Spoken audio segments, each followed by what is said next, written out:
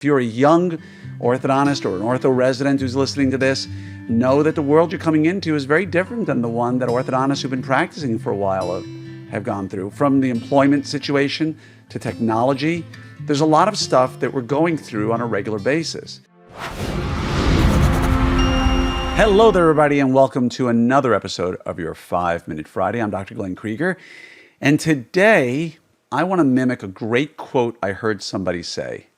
They said, what you go through, you grow through. And I'm not a fan of rhymes or alliteration or silly little sayings like that, but it really resonated for me because I started thinking about a number of things that have happened to me and my practice, my partner in the last year or two, since life has certainly changed a great deal.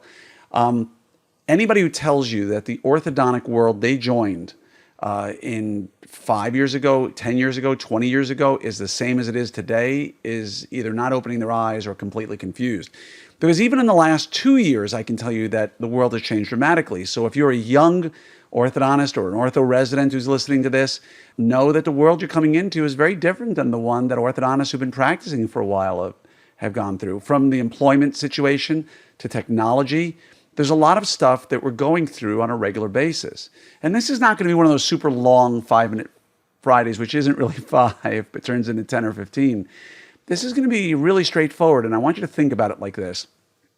Right now, we are facing huge challenges with getting the right people in our team. I posted recently in Orthopreneurs Facebook group about, we had two team members that were brand new within 1 week get bigger offers by their previous orthodontist and leave. And this is an everyday occurrence for a lot of orthodontists out there. And they're not even sometimes the greatest hires. You hope to train them, but they're being pulled out for more money by other people because there's such a shortage. And you have two choices here. You can complain about it. You can moan and whine and say how unfair it is and how wrong it is.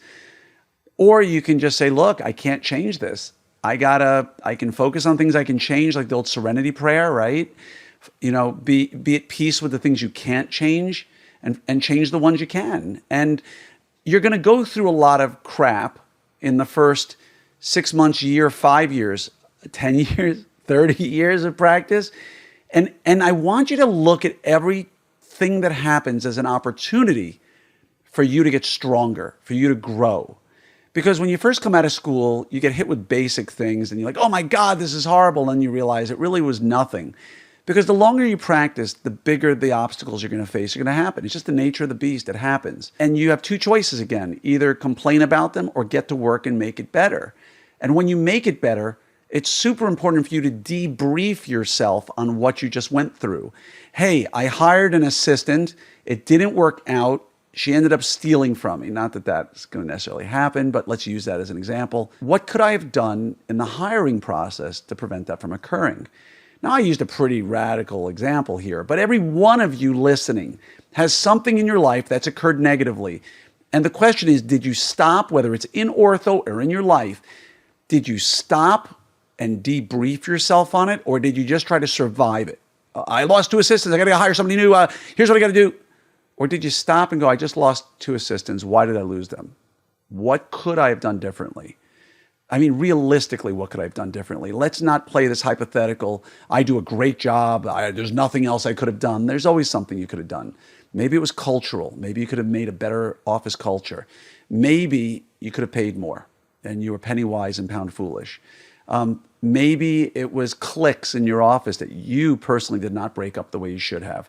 Maybe it's a new person not feeling like they're a part of your group and you didn't create the right environment to help them thrive. Maybe it was training and you don't have a good enough training system to get them trained on what's going on. Maybe you threw them into too much work because you are shorthanded and you overwhelmed them and they wanted to leave.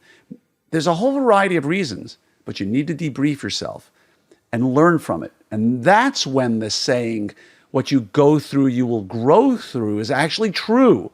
You're not going to grow through anything if you just go through crap and don't change it. You're going to grow when you go through things and you grow through them. It takes energy. It takes effort. Nothing just happens. Everything happens for a reason, and it's your job to figure out what it is that's going on in your life and figure it out and make it better. Otherwise, you're going to continue to repeat the same problems over and over and over and over again. So, your mission, should you hopefully choose to accept it starting now, is to find out the thing you struggle with most and figure out why it's happening. Debrief yourself. Be honest with yourself. Don't lie to yourself. Once you figure out precisely what the causes are, now you can start looking at the way to solve it. Now you can start looking at solutions. But to just knee-jerk, and it's a common early mistake for most clinicians, something went wrong, let's do this. And then 6 months later, that didn't work. Let's do this, and let's do this, and let's do this, and you never quite find that peace.